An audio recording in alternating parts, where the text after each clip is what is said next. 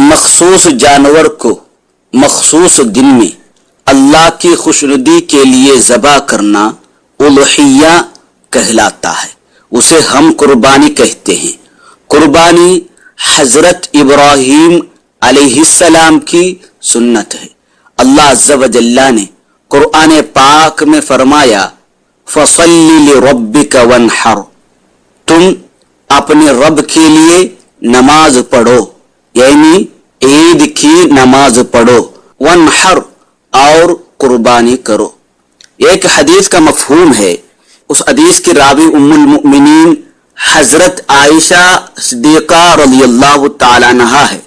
فرماتی ہے کہ نبی کریم رؤوف رحیم صلی اللہ تعالی علیہ وسلم نے فرمایا 10ویں ذی الحجہ میں ابن آدم کا کوئی عمل خدا کے نزدیک قربانی سے زیادہ پیارا نہیں، اور وہ جانور قیامت کے دن اپنے سنگ اور بال کے ساتھ آئے گا، اور قربانی کا خون زمین پر گرنے سے قبل خدا کے نزدیک مقام قبول میں پہنچ جاتا ہے، لہذا اس عمل کو خوش دلی سے کرو، او کما قال صلی اللہ تعالی علیہ وسلم۔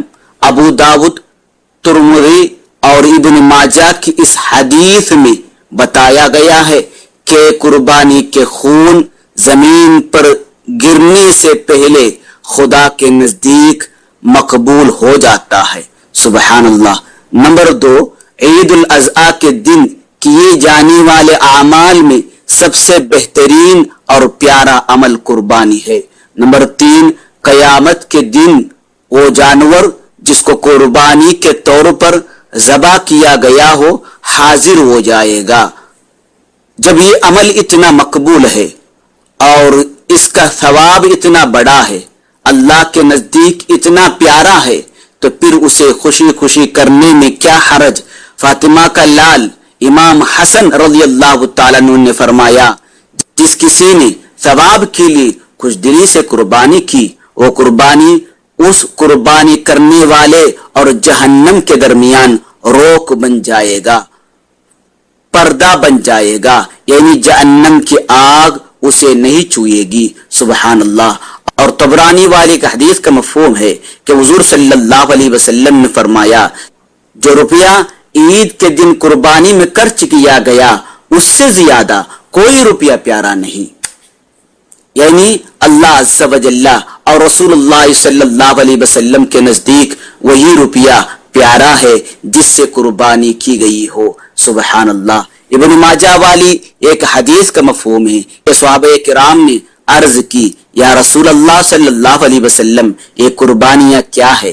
فرمایا کہ تمہارے باپ ابراہیم علیہ السلام کی سنت ہے۔ لوگوں نے عرض کی یا رسول اللہ صلی اللہ تعالی علیہ وسلم ہمارے لیے اس میں کیا ثواب ہے؟ فرمایا اربال کے مقابل نیکی ہے۔ اس بیان سے معلوم ہوا کہ بہت ہی فضیلت والا عمل ہے قربانی۔ عید الاضحیٰ کے دن کیے جانے والے اعمال میں قربانی سے بڑھ کر کوئی عمل نہیں۔ قربانی کے جانور کے بدن کے ہر ایک بال کے بدلے میں نیکی ہے۔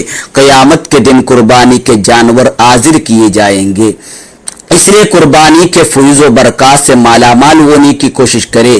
یہ ایک ضروری عمل ہے، یہاں تک ضروری ہے کہ بعض علماء نے اس عمل کو واجب بھی قرار دیا ہے، بلکہ قربانی کرنے کی وسعت ہو، طاقت ہو، پیسہ ہو، پھر بھی اس نے قربانی نہیں کی، ایسے شخص کی مذمت خود حضور اکرم صلی اللہ علیہ وسلم نے کی ہے۔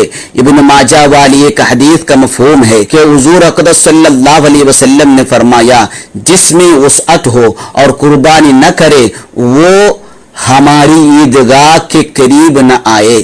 اس ایک حدیث سے پتہ چلا کہ قربانی نہ کرنا کتنی بری بات ہے۔ اللہ تعالی ہمیں رضائے الہی کے خاطر قربانی کرنے کی توفیق عطا فرمائے۔ وما علینا الا البلاغ۔